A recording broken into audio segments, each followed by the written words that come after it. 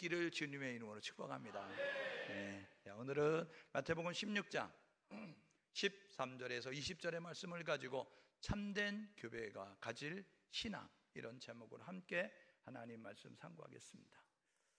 하나님께서 구약의 선지자를 통해서 말씀해 주셨어요. 이제 메시아를 너에게 보낼 것이다. 그는 처녀의 몸을 통해서 이 세상에 오실 것이다. 그는 베들레헴에서 출생할 것이다. 그는 애굽의 피난을 갈 것이다. 그리고 그는 하나님의 아들로서 사역을 감당하면서 십자가의 처형을 받기 위해서 예루살렘에 나귀 새끼를 타고 입성할 것이다. 그리고 예수는 대신 이제 구세주는 우리를 대신해서 죽을 것이다. 이렇게 구약의 메시아에 대한 예언이 있습니다. 그래서 하나님이 갈라디아서 4장 4절에 보니까 때가 참해 이렇게 이야기해서 하나님의 때에 예수 그리스도를 이 땅에 보내주셨어요. 예수님이 구원자로 이 땅에 오셔서 33년 계셨습니다. 그런데 30세까지는 목수의 아들로 세상에서 삶을 사셨어요. 처녀였던, 결혼을 이제 하기 전에 약혼했던 그 마리아의 몸을 통해서 이제 성령으로 잉태돼서 아기를 낳게 됐고요. 그리고 베들레헴에 출생하게 됐는데, 그런데 그 당시에 그 땅을 장악하고 있었던 헤롯 대왕 때문에 애굽으로 피신 갈 수밖에 없었고요. 그리고 헤롯의 뒤를 이어서 이제 그 아들이 그곳을 장악하고 있었기 때문에 나사렛에서 가서 샀기 때문에 나사렛 예수다라고 이렇게 이야기하지요. 30세가 되는 어느 날 이제 자기보다 먼저 6개월 앞서 태어났던 광야에 외치는 자의 소리였던 세례 요한, 에세네파에 속하였던 그 사가랴의 아들 그 세례 요한에게 요단강에서 세례를 받습니다. 그리고 세례를 받고 올라올 때 하늘이 열리면서 비둘기같이 성령이 임하면서 이는 내 사랑하는 아들이고 내 기뻐하는 자라 이야기했어요. 그래서 예수님께서 하나님의 아들로 구원 사역을 감당하시게 되는 것이죠. 예수님은 이제 이곳저곳 다니시면서 사람을 살리고 사람을 고치고 사람을 세우는 생명 사역을 감당하게 되어졌습니다. 천국 복음을 전파하셨고 진리를 가르치셨고 병든 자를 고치시는 귀한 일들을 감당하게 되어졌는데, 마태복음, 마가복음, 누가복음은 그 지역별로 예수님이 하셨던 사건을 묶어서 설명하고 있습니다. 그러나 요한복음은 예수님이 이 3년 반 공생애를 시간별로 정리해 놓았어요. 그렇기 때문에 연대순으로 성경을 읽으려고 하면 예수님은 4번의 유월절을 지키게 되어졌으니까 이 4번의 유월절을 중심으로 해서 정리를 할 때 예수님의 행적을 우리가 바르게 알아갈 수 있다라고 말씀을 드리는 거죠. 유월절을 맞이하면 예루살렘을 방문하시고 또 이제 그가 갈릴리 근처에 있는 나사렛에서 사셨기 때문에 가버나움에 이사가서 사셨기 때문에 그는 나사렛 예수라고 이야기하면서 갈릴리 주변에서 주로 활동을 하게 됐어요.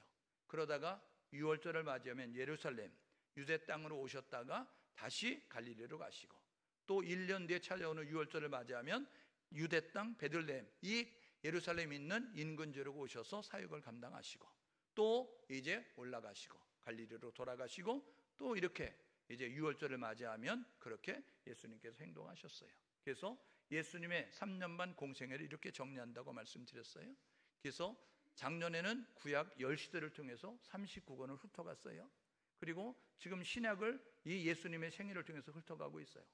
이거 끝나고 나면 종료주일이 다음 주일이에요. 그것이 4번째 유월절, 저기 10번에는 4번째 유월절이거든요.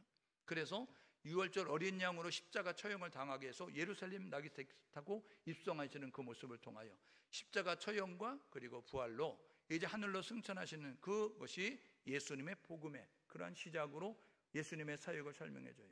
그리고 나면 이제 성령이 임하면서 시작됐던 교회의 시작과 함께 이방 선교를 시작하는 그 수리아 안디옥의 교회를 통해서 바울의 1차 전도, 2차 전도, 3차 전도, 그리고 로마 감옥, 그리고 4차 전도, 그리고 두 번째 로마 감옥에서 처형당하는 모습을 통하여서 신약 성경을 정리하면, 그러면 이제 그 일반 서신을 정리하면 성경이 정리가 된다라고 말씀을 드리는 거죠. 오늘 이 예수님의 공생에는 탄생과 유년 시절이 있었어요. 그리고 사역을 시작하고 첫 번째 유월절을 맞이했을 때 요한복음 2장 13절에 보니까 이 예루살렘에 오셔서 유대 지역의 사역을 감당합니다. 약 8개월 정도 그 인근에 계셨어요. 그리고 니고데모와 대화를 나누면서 물과 성령으로 거듭나야 하나님 나라 볼 수 있다, 하나님 나라 갈 수 있다라고 말씀하시는 내용이 있었어요.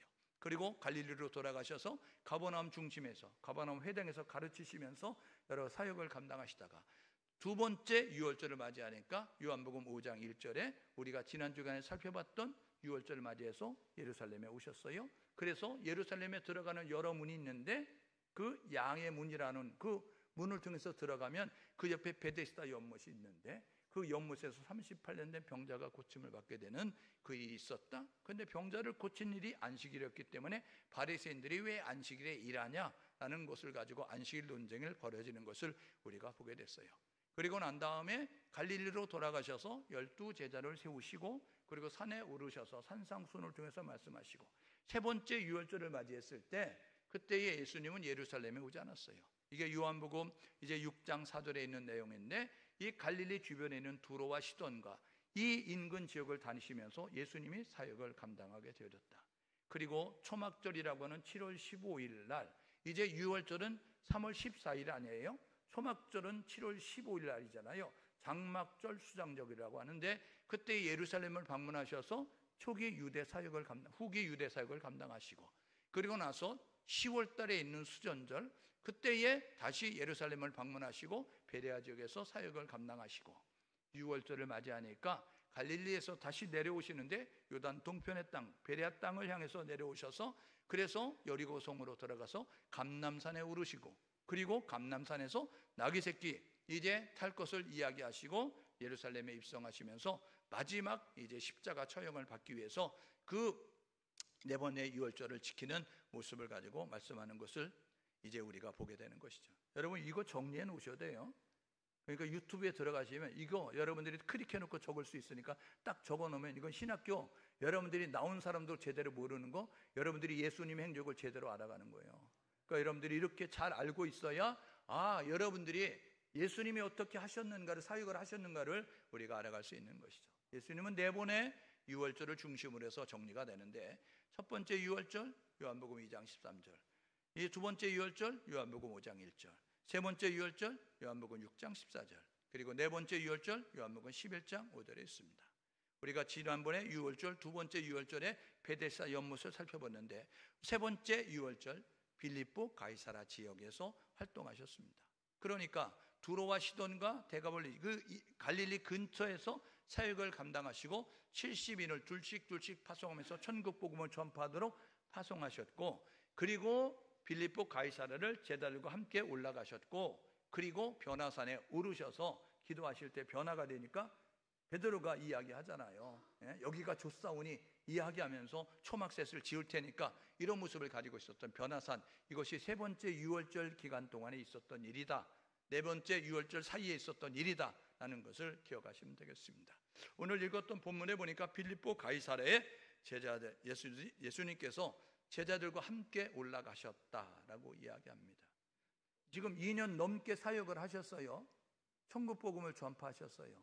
진리를 가르치셨어요. 병자를 고치셨어요. 죽은 자를 살렸어요. 그리고 이제 악한 귀신에 사로잡힌 사람들을 고치는 일을 감당했어요. 그래서 제자들에게 물어봅니다. 사람들이 나를 누구라고 하니? 물어보니까 사람들이 이렇게 대답합니다. 뭐라고 이야기하냐면 예레미야라고 이야기합니다. 엘리야라고 이야기합니다. 세례 요한이라고 이야기합니다. 구약에 있었던 선지자와 같은 분이라고 이야기합니다. 라고 이야기했어요. 그러니까 예수님이 제자들에게 물어보십니다. 너희는 나를 누구라고 하니? 이렇게 물어봐요. 그러니까 베드로가 이렇게 말합니다. 주는 그리스도시요 살아계신 하나님의 아들이십니다. 여러분 이것은 뭐냐면 당신은 우리의 해답이 되십니다. 여러분 예수는 인생의 해답이 되는 줄 믿습니다. 그분은 우리의 구원자로 이 땅 가운데 오시는 거예요. 그래서 성경은 누구든지 주의 이름 부르면 구원받는답니다. 구원에는 세 종류 구원이 있어요. 과거적 구원이 있습니다. 이것은 뭐냐면 죄에서 건진받는 겁니다. 미래적 구원이 있습니다. 죽어서 천국 가는 겁니다. 현재적 구원이 있습니다. 이거는 시편 50편 15절에 보니까 환난 날에 나를 불러라 내가 너를 건지리니. 여러분 우리의 삶의 현장에 여러 가지 시험이 있어요. 그때 하나님이 우리에게 말씀하신다고요. 하나님의 이름을 불러라, 내가 너를 구원하리니. 저와 여러분 모두가 이 현재적 구원, 이 경험적 구원, 하나님이 살아 역사하시는 것을 경험해서 흔들리지 않는 모습 가지고 나아갈 수 있기를 주님의 이름으로 축복합니다. 우리가 과거적 구원은 믿어요. 내가 죄에서 건진받았다. 내가 미래적 구원은 믿어요. 죽어서 천국 간다는 거. 그런데 이것만 가지고 있으면 힘이 없어요. 오늘 힘있게 신앙생활을 하려고 하면 현재적 구원, 하나님은 나를 수렁에서 건지실 분이다. 나를 문제에서 해결해 주실 분이다. 나의 부족을 채워주실 분이다. 나의 질병을 고치실 분이다. 이 사실을 믿을 때 힘있게 살 수 있다는 사실을 기억하셔서 저와 여러분 모두가 현재적 구원을 경험할 수 있기를 주님의 이름으로 축복합니다. 신앙생활은 이론이 아니에요. 신앙생활은 지식이 아니에요. 신앙생활은 경험이에요. 신앙생활은 체험이에요. 하나님을 체험하십시오. 하나님을 경험하십시오. 흔들리지 않고 나아가는 모습이 되어질 수 있어요. 베드로가 이렇게 고백해요. 주는 그리스도시요 살아계신 하나님의 아들이십니다. 예수님께서 이렇게 말씀하시는 거예요. 하여나 시몬아 내가 복이 있다. 이를 알게 하니는 하나님이 하셨지. 이야기하면서 내가 이 반석 위에 내 교회를 세우겠다. 여러분, 교회는 주님의 교회입니다. 예? 주님께서 말씀하셨어요. 내 교회라고. 여러분, 내가 세웠다고 내 교회가 아니라고요. 예? 여러분, 교회 창립 멤버들이 조심하십시오. 내가 돈을 들여가지고 교회를 세웠다고 내 교회가 아니라고요. 주님이 주인 되신다고요. 저와 여러분 모두가 이 사실을 기억하셔야 되는데, 내가 이 반석 위에 내 교회를 세우겠다. 이것을 가지고 여러분 천주교와 우리 기독교가 다른 해석을 하게 되는 것입니다. 천주교는 어떻게 해석하느냐? 내가 이 고백에 내 교회를 세우겠다라고 이야기하니까 베드로를 일대 교황으로 치는 거예요. 그래서 지금 천주교의 교황은 266대인가 이렇게 됩니다. 여러분 들어가서 쳐보세요. 베드로가 1대 첫 번째 교황이 돼서 그렇게 지금 266번째 교황인가 이렇게 되어져 있어요. 우리 개신교는 뭐라고 이야기하냐면 이 고백에 내 교회를 세우겠다라고 이야기했기 때문에 이건 베드로가 드린 신앙의 고백에 주님이 교회를 세운다는 것이다.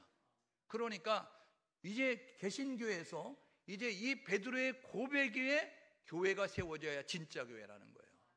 그러니까 교회는 주님에 대한 올바른 고백이 있어야 진짜 교회인 줄 믿습니다. 주님이 주인된 교회가 진짜 교회예요. 주님이 바르게 고백되는 교회가 진짜 교회라는 사실을 기억하셔서 참된 교회는 진짜 신앙 고백이 있어야 된다라는 사실을 기억하시고 참된 성도는 진짜 주님에 대한 고백이 있어야 된다라는 사실을 기억하셔서 의심하는 도마가 이렇게 말하죠. 요한복음 20장 28절에 나의 주 나의 하나님.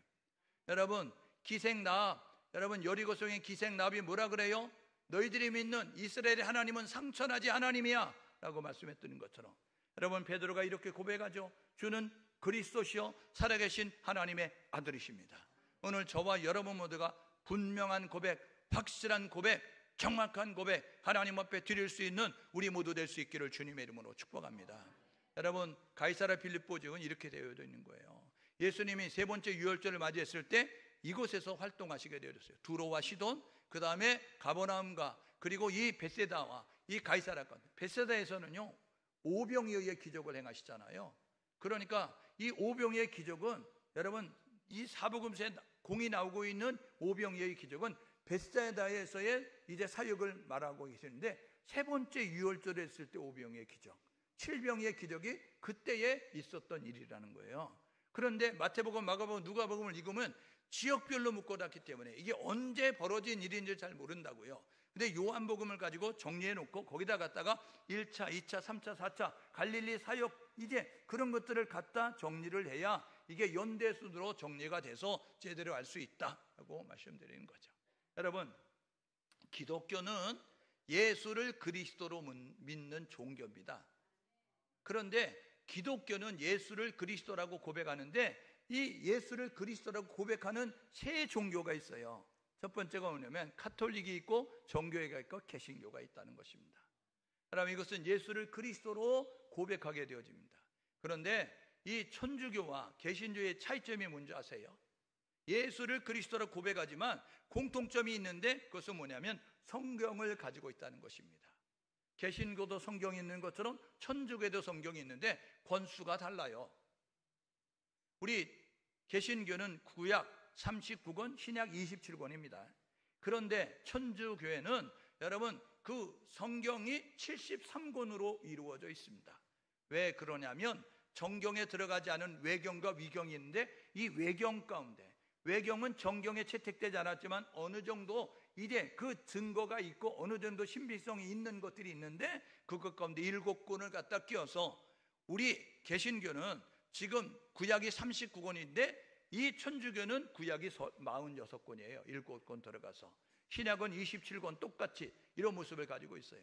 그들은 신앙 고백을 드립니다. 우리가 신앙 고백하는 것처럼 삼위일체 하나님, 신앙 고백에는 나는 전능하신 창조주 하나님을 믿습니다. 나는 그의 아들 예수 그리스도를 구원자로 믿습니다. 나는 성령을 믿습니다. 이렇게 이야기하는 것처럼 삼위일체 하나님을 고백한다고요. 이게 천주교와 우리 개신교의 공통점이에요. 그런데 차이점이 있습니다. 그것은 뭐냐 하면 우리는 마리아를 숭배하지 않습니다. 천주교는 마리아를 숭배합니다. 여러분, 우리에게 십계명이 있듯이 천주교에도 십계명이 있어요. 그런데 개신교의 십계명은 인간의, 하나님에 대한 계명이 4가지, 인간에 대한 계명이 6가지입니다. 나 외에 다른 신을 내게 두지 마라. 하늘에 있는 형상, 땅에 있는 물속에 있는 형상 만들지 말고 절하지 마라. 내 이름을 만홀히 여기지 마라. 4번째가 안식일을 기억하고 거룩하게 지키라. 이게 하나님에 대한 계명이에요. 그리고 내 부모를 공경하라. 살인하지 말라. 간음하지 말라. 도적질하지 말라. 거짓 증거하지 말라. 내 이웃의 것을 탐내지 마라. 6가지가 인간에 대한 계명이라고요. 그런데 천주교회는 2번째 계명, 이제 하늘에 있는 형상, 땅에 있는 물속에 있는 형상 만들지 말고 절하지 마라. 이거 뺐어요. 왜요? 마리아상 갖다 놔야 되니까. 그래서 성모 마리아상 갖다 놔야 되니까 빼서, 그래서 9개가 되니까 우리가 가지고 있는 10번째 신앙, 내 이웃의 이제 아내나 이웃의 물건을 탐내지 마라. 이것을 둘로 쪼갰습니다. 그래서 그들은 내 이웃의 이제 아내를 탐하지 말고 내 이웃의 물건을 탐하지 마라. 이것을 쪼개서 10개로 만들어 놨어요. 그러니까 우리 천주교, 우리 개신교는 하나님의 계명이 4개고 인간의 계명이 6개예요. 천주교는 하나님의 계명이 3개고 인간의 계명이 7개입니다. 전혀 달라요. 그래서 다른 점이 뭐냐면 마리아 숭배 사상이 있어요. 2번째가 뭐냐면 교황보호설입니다. 그래서 교황이 하는 말은 성경의 권위와 같습니다. 여러분, 여기서 목사가 권위가 있어요? 성경만큼 권위가 있어요? 아니요. 우리는 성경대로 신앙생활합니다. 그래서 뭐라고 이야기하냐면 모든 사람이 다 죄인이라는 거예요. 그러므로 목사도 죄인입니다. 목사도 연약하고 흠이 있고 부족하다고요. 그런데 천주교에서는 교황은 무하다는 거예요. 오류를 범하지 않는다는 거예요. 그가 말하면 곧 성경과 같은 권위를 갖는 정도의 모습을 가지고 있다고요. 그런가 하면 연옥설을 이야기한다고요. 여러분, 연옥은 뭐냐면 천국과 우리 사이의 중간지대라는 거예요. 그래서 덕을 쌓으면, 선을 쌓으면 천국에 가게 되는데, 이 세상에서 조금, 여러분 10가지 선을 행해야 되는데 9가지나 8가지 하면 너무 아깝잖아요. 그 사람들 어디 가냐? 연옥에 가 있다는 거예요. 그러면 연옥에 가 있는 사람들을 위해서 이 세상에 남아있는 가족들, 그러니까 엄마, 아빠의 자식들, 아들, 딸이나 손자, 손녀라든지 아니면 친척이라든지 뭐 이런 사람들이, 남아있는 사람들이 연옥에 있는 사람들을 위해서 선한 일을 행하면, 1개나 2개나 선한 일을 도와주면, 그러면 그 사람이 천국 갈 수 있다. 이게 연옥설입니다. 여러분, 우리는 전혀 달라요. 우리는 이 세상을 떠나면 하나님의 심판받에 서게 되는데, 우리는 예수 믿으면 천국 가는 거고 예수 믿지 않으면 지옥 가는 것입니다. 그러니까 뭐 모자라서 연옥에 있다가 중간지대에 있다가 하나님이 이렇게 건져주실 것이다, 더해주면 건져주실, 이런 모습을 갖지 않아요. 그런가 하면 우리는 이렇게 말합니다. 교회 나오면 술 먹지 말고 담배 피지 마. 교회 나오면 거룩한 성전이니까 거룩해야 돼 라고 이야기해요. 교회 나오면 제사 드리지 마, 이렇게 말한다고요. 근데 천주교 어떻게 말해요? 천주교는 이렇게 포교하는 거예요. 어느 나라에 포교하든지 간에 그 나라의 문화를 수용하라. 그 나라의 문화와 전통을 인정하라. 그래서 대한민국에 딱 들어오니까 어떤 일이 벌어졌냐면 주초가 있는 거예요. 술, 담배가 있는 거예요. 그래서 천주교는 뭐라 그러냐면 술 먹어도 돼, 담배 펴도 돼, 이렇게 이야기하는 거예요. 한국에 오니까 제사 문화가 있는 거예요. 그래서 뭐라 그러냐면 제사 드려도 돼, 이야기하는 것입니다. 고린도후서 10장 20절에 보니까 제사는 귀신에게 하는 것이다 이야기하고 있습니다. 그러므로 저와 여러분 모두가 해야 될 뭐냐면 이제 우리 개신교와 기독교는 전혀 다른 모습을 가지고 있다라는 것을 기억하시면서 저와 여러분 모두가 바른 신앙의 자세를 가지고 나가야 돼요. 여러분, 지금 시대가 마지막이 되어지니까 어때요? 지난번에 말씀드렸잖아요. 여러분, 우리의 씨름은 혈과 육에 대한 공중권세 악의 영들인데 그들은 세상의 권세자들과 세상의 주관자들과 여러분 그 배후에서 지금 조종하고 있다고요. 정치하는, 문화하는, 여러분 예술하는, 여러분 재벌들, 여러분 그 사람들 배후에서 지금 조종하면서 하나님의 법을 위반되는 일들을 만들고 있는데, 여러분 그래서 교회 속에도 종교 속에도 들어와 있는 게 보시면 종교다원주의 아니에요. 종교다원주의가 뭡니까? 모든 종교에 구원이 있다는 것입니다. 여러분, 모든 종교에 구원이 없습니다. 구원은 오직 예수를 통해서만 받습니다. 여러분, 예수님께서 친히 말씀하셨어요. 우리는 성경대로 신앙생활해야 됩니다. 성경대로 신앙생활해야 되는데 성경에 뭐라고 하냐면 예수께서 요한복음 14장 6절에 내가 길이고 내가 진리고 내가 생명이니 나를 통하지 않고는 아버지께로 갈 수 없다라고 말씀했습니다. 하나님께 가는 유일한 길은 오직 예수 그리스도를 구원자로 믿어야 합니다. 요한복음 사도행전 4장 12절에 보니까 다른 이로서는 구원을 얻을 수 없나니 천하 인간의 구원을 얻을 만한 이름은 오직 예수예요. 그래서 성경은 말한다고요. 누구든지 주 예수를 믿으라, 그리하면 너와 내 집을 구원을 얻을 것이다. 주의 이름을 불러라, 그러면 구원을 받을 것이다 말씀하고 있는 거예요. 오늘 저와 여러분 모두가 이 사실을 기억하셔서 우리가 십자가만 걸건 교회가 되지 말고 세상 사람들이 교회라고 말하지 말고 우리 하나님의 진짜 교회라고 인정할 수 있는 참된 신앙 고백이 있기를 주님의 이름으로 축복합니다. 그럼 어떻게 해야 될까? 첫 번째로는요, 오직 은혜로 구원받았다는 사실을 고백할 수 있기를 주님의 이름으로 축복합니다. 우리가 드려야 될 것은 하나님의 은혜가 나를 있게 만들었습니다. 이렇게 고백해야 되는 거예요. 여러분, 이 자리에 있는 것이 하나님의 은혜입니다. 여러분이 하나님의 자녀가 된 것이 하나님의 은혜입니다. 여러분이 예수 믿는 것이 하나님의 은혜입니다. 우리의 선행이나 우리의 공적으로 된 것이 아니라고요. 에베소서 2장 8절에 너희가 그 은혜를 인하여 믿음으로 말미암아 구원을 얻었나니 이것이 너희에게서 난 것이 아니고 하나님의 선물이라. 행위에서 난 것이 아니니 이는 누구든지 자랑치 못하게 함이라. 저와 여러분 모두가 구원받은 것은 하나님의 은혜예요. 그래서 고린도 전서 15장 10절 바울이 이렇게 고백한다고요. 나 된 것은 하나님의 은혜입니다. 오늘 저와 여러분 모두가 하나님의 은혜가 나를 있게 만들었습니다. 하나님의 은혜가 나가 예수 믿게 되어졌습니다. 하나님의 은혜로 내가 하나님의 자녀가 됐습니다. 이렇게 고백할 수 있기를 주님의 이름으로 축복합니다. 하나님의 은혜로만 되는 거예요. 그런데 여러분, 천주교는 뭐라고 이야기하느냐면 거기에 더하기 선행이어야 된다는 거예요. 그래서 우리는 믿음으로 구원받는다고 이야기하는데 이제 우리 천주교에서는 뭐라고 이야기하면 믿음 더하기 선행이라는. 물론 믿음을 가진 사람은 성경의 경전대로 선하게 살아야 돼요. 우리 하나님이 뭐라고 말씀하셨어요? 이렇게 말한다고요. 내 하나님을 몸과 마음과 뜻과 정성을 다하여 사랑하라.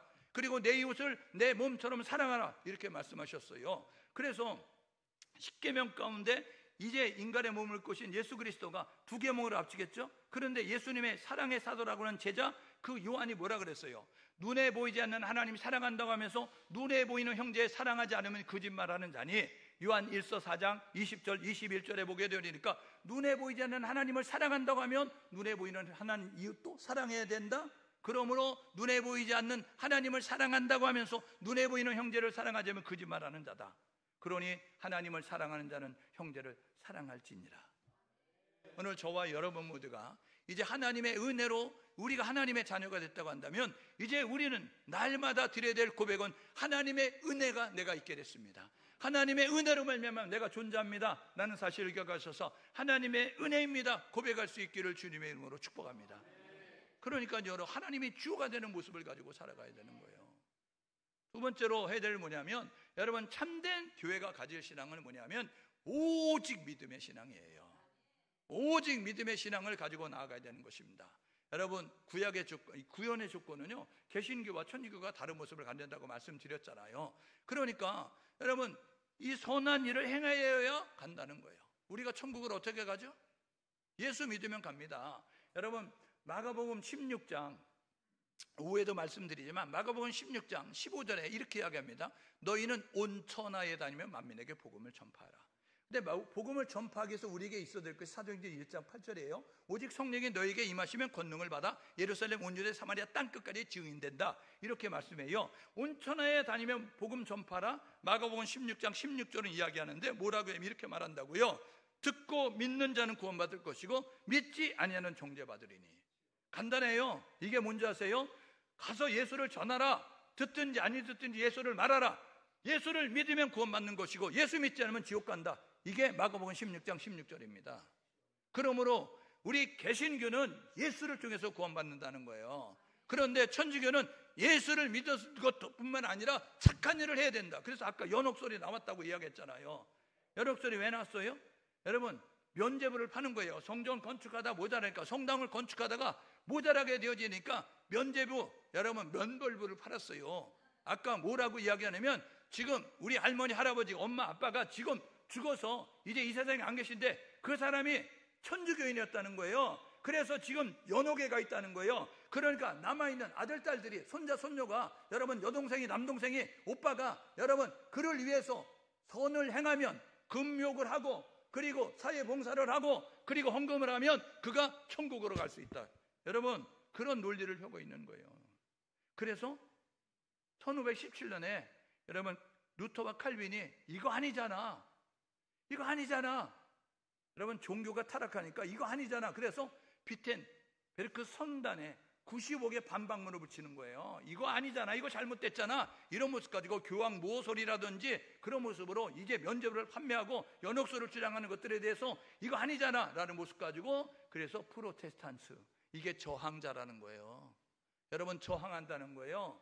여러분 잘못된 것에 대해서 그냥 침묵한 것이 아니라 저항하는 모습 가지고 나와서 개신교, 프로테스탄트, 여러분 이 오늘의 현대교회가 세워지는 모습을 갖게 되어졌다는 것입니다. 여러분 우리는 오직 예수로 구원받는다고 고백할 수 있기를 주님의 이름으로 축복합니다. 옆 사람에게 서로서로 격려해 주시는데 예수 이외에 구원 없습니다. 앞뒤 사람에게 예수 잘 믿으면 구원받습니다. 여러분 착한 일에서 구원받는 게 아니에요. 헌금 많이 해서 구원받는 게 아니에요. 예? 교회 오래 다녀서 구원받는 게 아니에요. 교회에서 직분마다 구원받는 게 아니에요. 여러분 목사도 지옥 갈 수 있습니다. 예수 이외에 구원이 있다고 하면 지옥 갑니다. 그러므로 저와 여러분 모두가 오직 예수를 통해서 구원받는다고 고백하고 그렇게 믿고 나아갈 수 있기를 주님의 이름으로 축복합니다. 세 번째로 해야 될 게 뭐냐면 참된 교회는요 오직 성경만을 경전으로 이제 인정해야 되는 거예요. 여러분 성경의 권위를 인정할 수 있기를 주님의 이름으로 축복합니다. 그러니까 여러분의 신앙생활 가운데서 여러분들이 환상을 보든지 여러분이 환청을 듣든지 여러분들이 해야 될 일은 성경으로 돌아가서 성경에 있냐를 점검해 봐야 되는 거예요. 그러니까 고린도전서 15장 3절 4절에 보니까 성경대로 예수가 죽으셨다가 성경대로 예수가 살아나셨느니라. 여러분 구약 성경은 초림의 주 오실 구원자로 오실 예수님에 대해서 말씀하시고 신약 성경은 오신 예수님이 하신 사역과 다시 오실 예수님에 대해서 말씀하고 있어요. 그러니까 성경 이외에 저와 여러분들과 믿지 않는 우리 모두가 될 수 있기를 주님의 이름으로 축복합니다. 이단의 특징이 뭐죠? 이단의 특징은요 간단합니다. 교주의 말이 성경보다 앞서는 거예요. 예? 여러분 신천지에 여러분 그 교주가 한 말에 여러분 성경보다 권위가 있다니까요. 그런데 우리는 아무리 그래도 성경에 이제 모든 것들을 적용해 봐야 된다는 것입니다. 아까 말씀드렸죠? 교황 무엇을? 그래서 교황이 많은 권위가 있는데 성경과 같은 권위가 있다고요. 여러분 아니요. 오늘 저와 여러분 교황도 죄인입니다. 하나님 앞에는 다 죄인이라고요. 로마서 3장 10절에 의인은 없나니 하나도 없다. 로마서 3장 23절에 모든 사람이 죄를 범하였음에 하나님의 영광에 이르지 못한다라고 말씀하고 있어요. 우리의 죄는 어떻게 씻어져요? 요한일서 1장 7절에 보니까 예수의 피가 우리의 모든 죄를 사하신다. 여러분 예수가 십자가에 흘리신 보혈이 우리의 죄를 사신다는 사실을 기억하소서. 예수의 보혈이 우리의 죄를 깨끗게 한다는 사실을 기억하시고 주님의 보혈에 씻는, 주님의 보혈에 우리 자신을 씻는 그런 모습이 될 수 있기를 주님의 이름으로 축복합니다. 그 성경의 권위를 인정하고 성경 속에서 성경대로 신앙생활할 수 있는 우리 모두 될 수 있기를 주님의 이름으로 축복합니다. 기도하면 한청 들려져요. 기도하면 환상이 보여진다고요. 여러분 근데 그게 중요한 것이 아니라 성경에 있냐는 거예요. 우리가 믿는 하나님은 질서의 하나님이라고요. 그러니까 저와 여러분과 성경대로 적용하며 살아야 되는데, 환청 쫓아가고 환상 보고 쫓아가는 모습까지면 여러분 처음에는 성령이 시작하다가 나중에는 악령이 여러분 역사할 수 있어요. 그러므로 저와 여러분 모두가 잘 분별하는 모습을 가져야 됩니다. 갈라디아서 3장 3절에 어리석도다 갈라디아 사람들아 어찌하여 성령으로 시작했다 육체로 마치려느냐 라는 모습 가지고 있다는 사실을 기억하셔서 선줄로 생각하듯 넘어질까 조심하라 말씀하셨으니 저와 여러분 모두가 말씀이 기준이 돼서 살아갈 수 있기를 주님의 이름으로 축복합니다. 그래서 시편 119편 105절에 주의 말씀은 내 발의 등이요 내 길에 빛이 된다고 말씀하는 거예요. 말씀 따라 순종해야 되는 것입니다. 여러분 마태복음 7장 21절 23절에 주여 주여 하는 자마다 천국 가는 것이 아니고 내 아버지의 뜻대로 행하는 자 천국 간다고요. 요한계시록 1장 3절에 이 예언의 말씀을 듣는 자와 이 예언의 말씀을 읽는 자와 이 예언의 말씀을 듣는 자와 이 예언의 말씀을 지키는 자가 복이 있다고요. 시편 1편에 복 있는 사람 악인의 꾀를 쫓지 않고 죄인에게로 서지 않고 오만한 자의 자리에 앉지 않고 오직 여호와의 말씀을 주야로 묵상하여 그것을 지키는 자가 복 있는 사람이라고요. 말씀 따라 살아갈 수 있기를 주님의 이름으로 축복합니다. 성경책은 들고 다니는 책이 아니에요. 성경책을 펴서 읽으라는 것입니다.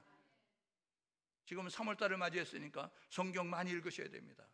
저와 여러분 모두가 성경을 읽으시고 들으시고 배우시고 묵상하시고 암송하시고 필사하셔서 어떤 방법이든지 말씀을 매일매일 여러분들이 섭취하셔야 되는 거예요. 매일매일 밥을 먹어야 여러분의 육체의 건강을 유지하듯이 하나님 말씀 저와 여러분 모두 읽고 듣고 묵상하고 배우고 암송하고 필사하고 그래서 말씀 속에 젖어 있어야 세상을 이기고 죄를 이기고 우리의 정욕을 이길 수 있다 기억하셔서 우리의 삶의 변화 여러분 이끌어가는 것은 말씀입니다. 말씀으로 여러분 새롭게 변화될 수 있기를 주님의 이름으로 축복합니다. 여러분 가만히 있으면 변질돼요. 그런데 이 변질되는 것을 막기 위해서 노력하면 변화를 이루어갈 수 있어요. 저와 여러분 모두가 세월이 흘러가면서 허리가 굽어지고 눈이 어두워지고 여러분 귀가 어두워지고 여러분 그런 모습을 가지고 연약함을 드러내죠. 그런데 매일매일 운동하면 노화를 여러분 더디게 막아갈 수 있는 것처럼 저와 여러분 모두가 날마다 새로워지기 위해서는 하나님의 말씀에 젖어 있어야 된다. 하나님 말씀 속에 저와 여러분들과 젖어 살 수 있기를 주님의 이름으로 축복합니다. 여러분 참된 교회는 어떤 교회냐? 오직 모든 영광은 하나님께 올려드리는 것입니다. 여러분 하신 일이 있어요? 여러분이 하신 일이 있어요? 여러분이 하실 일이 있어요? 여러분 그 하나님이 여러분을 통해서 하시는 거예요. 그러니까 여러분들이 하신 일 가지고 그거 자랑하면 안 된다고요. 여러분이 하신 일이 있어요? 내가 헌금을 얼마 했어요? 내가 교회를 있어 뭘 했어요? 내가 전도를 얼마 했어요? 내가 기도를 얼마 했어요? 여러분 그거는요 하나님께서 우리에게 여러분 먼저 보게 하시고 먼저 듣게 하셔서 그 일을 하게 하시는 것은 그것을 구실 삼아서 우리에게 복 주시기 위해서 하신 거예요. 하나님은 돌들도 여러분 역사하게 만드실 수 있는 하나님이에요. 그러니까 저와 여러분 모두가 그때의 나를 통해서 일하시는 하나님을 찬양하고 하나님께 영광 돌리는 모습을 가져야 된다고요. 인간의 존재 목적이 뭐죠? 인간의 존재 목적은요 간단해요. 하나님께 영광 돌리는 거예요. 예? 그래서 여러분 이사야서 42장 8절에 하나님께서 이렇게 말씀합니다. 내 영광을 다른 자에게 내 찬송을 우상에게 빼앗기지 아니하리라 하나님 말씀하셨어요. 고린도전서 10장 31절에 그런즉 먹든지 마시든지 무엇을 하든지 하나님의 영광을 위하여 하라 라고 말씀하셨어요. 살아도 주를 위하여 저와 여러분 살아도 주를 위하여 죽어도 주를 위하여 하나님의 영광과 직결되어 있다. 학교를 가도 공부를 하고 저와 여러분 직장에 가서 여러분 근무를 하고 사업을 하고 농사를 짓고 어디에 있든지 간에 우리는 하나님의 영광과 직결되어 있다. 잘하면 하나님께 영광 돌리는 것이고 우리가 개떡 같으면 하나님의 이름을 욕되게 한다는 사실을 기억하셔서 저와 여러분 모두가 바르게 살 수 있기를 주님의 이름으로 축복합니다. 존경받을 만큼 칭찬받을 만큼 삶을 살 수 있는 우리 모두 될 수 있기를 주님의 이름으로 축복합니다. 하신 일이 있어요. 하나님 영광 받으세요. 여러분 사도행전 12장 23절에 보십시오. 헤롯의 가문에 여러분 그 후손으로 태어났던 헤롯이요 연설을 하니까 사람들이 깜짝 놀랐어요. 이게 신의 소리지 이게 신의 목소리야 막 이야기했어요. 그랬더니 어떻게 했다고요? 사도행전 12장 23절에 헤롯이 하나님께 영광 돌리지 아니하였더니 하나님께서 벌레가 들어서 죽게 만들었다 이야기한다고요. 이사야서 42장 8절 하나님이 이렇게 말씀했다고요. 내 영광을 다른 자에게 빼앗기지 아니하리라. 하나님의 영광을 차지하면 하나님의 영광을 여러분들이 가로채면 하나님이 여러분을 징계한다는 사실을 기억하셔서 우리 한국교회가, 우리 한국교회 성도들이 지금 해야 될 일은 뭐냐면 하나님이 하셨습니다. 하나님이 하십니다. 하나님이 하실 것입니다. 하나님이 주어가 돼서 하나님을 높일 수 있는 우리 모두 될 수 있기를 주님의 이름으로 축복합니다. 이렇게 고백하시고 오십시오. 하나님이 하셨습니다. 하나님이 하십니다. 하나님이 하실 것입니다. 저와 여러분들 이런 고백을 드리며 살 수 있기를 주님의 이름으로 축복합니다. 이게 진짜 교회고 이게 진짜 성도라고요. 십자가 걸고 있다고 교회가 아니고 그 안에 복음이 있어야죠. 그 안에 예수가 있어야죠. 그 안에 성령이 있어야죠. 그 안에 놀라운 기적이 있어야죠. 여러분, 주님이 이곳에 자정하셔서 오늘도 우리 예배드리는 우리에게 임하시는데 저와 여러분 모두가 주님의 임재를 경험하셔서 주님의 치료하심과 주님의 역사하심과 주님의 축복하심과 주님의 일하심을 경험할 수 있는 우리 모두 될 수 있기를 주님의 이름으로 축복합니다. 욥이 이렇게 말하잖아요. 내가 귀로 들었던 하나님 눈으로 보나이다. 여러분, 그 외삼촌 라반의 집으로 도망가던 야곱이요, 부엘세바에서 이삭과 함께 있을 때 귀로 듣던 신앙이라니까요. 어머니 아버지가 이야기하는 하나님을 들었어요. 그런데 베델에서 하룻밤 자면서 그가 돌베개를 하고 하다가 천사를 만나면서 하늘이 우르락 내리락 거리면서 천사가 우르락 내리락 하나님을 만났어요. 체험했다고요. 그런데 어떻게 했어요? 저기 이제 밧단아람, 하란에 있는 밧단아람 외삼촌 집에 가가지고 시집은 안 갔지? 알고 보니까 장가는 갔잖아요. 그리고 애기들 낳고, 그리고 양들을 돌보는데 양들이 새끼를 얼마나 뻥뻥뻥뻥 나는지 얼마나, 그래가지고 통장에 돈이 쌓이고 그냥 아기가 태어나고, 그리고 부인이 4명이고 정신 못 차렸어요. 예? 그래가지고 하나님 앞에 베델에서 어떻게 했어요? 하나님, 내가 하나님 중심으로 살 거예요. 그런데 멀리 떠났잖아요. 하나님이 잊어버리고. 예? 그래서 너무 좋았어요. 그래가지고 집으로 내려오다가 세겜에서 그냥 딸 험한 일 겪으면서 그때 뭐라 그래? 하나님이, 야, 베델을 기억해. 베델로 올라와. 오늘 저와 여러분 모두가 얻어 터지기 전에, 힘들어지기 전에 베델을 기억하고 여러분이 만난 하나님 중심으로 살기 위해서 노력할 수 있기를 주님의 이름으로 축복합니다. 옆 사람에게 터지기 전에 잘하자. 여러분, 터지고 있는 사람 있잖아요. 그 사람들 이렇게 말해주세요. 터졌어도 괜찮아요. 다시 주님을 찾으면 돼요. 왜 안 해요? 같이 해보시라는데. 터졌어도 괜찮아요. 다시 주님 만나면 돼요. 그래요. 우리는요 연약해요. 우리는 부족해요. 유혹의 묘에 넘어지거든요. 그런데 우리 하나님은 변함없으세요. 우리가 부인해도 그분은 거기 계셨어요. 우리가 떠났어도 그분은 거기 계셨어요. 그래서 문 열어놓고 나간 자식 돌아가기 원하면서 기다렸던 그분이 우리 아버지시라고요. 우리가 주님께로 돌아가면, 우리가 가면 얼싸 안아주신다고요. 물 안고 이제 왔냐 뽀뽀해주고, 그리고 소잡아라 이야기하고, 그러면서 우리의 모든 것을 회복해 주십니다. 주님 떠나 건강이 잃으셨어요? 주님 잊어버리셔서 재물 잃어버리셨어요? 주님 잃어서 삶이 피곤하고 힘들어졌어요? 여러분, 그런데 하나님이 계세요. 예수를 통해서 하나님께 나아가면 하나님이 거절 않고 만나주신답니다. 오늘 예배한 우리 모두가 하나님 중심으로 하나님께 영광 돌리면서 우리의 생애가 하나님의 기쁨이 될 수 있는 우리 모두 될 수 있기를 주님의 이름으로 축복합니다. 여러분, 우리 이렇게 결단하고 사십시다. 주님을 주인으로 모시십시다. 여러분의 인생의 주인은 주님이십니다. 우리 하나님은 우리의 인생의 주인이십니다. 두 번째 해야 될 일은 뭐냐면, 우리 하나님에 대한 바른 신앙 고백을 드리자고요. 나는 주님이 없이 살 수 없어요. 오직 주밖에 나의 구원자가 없습니다.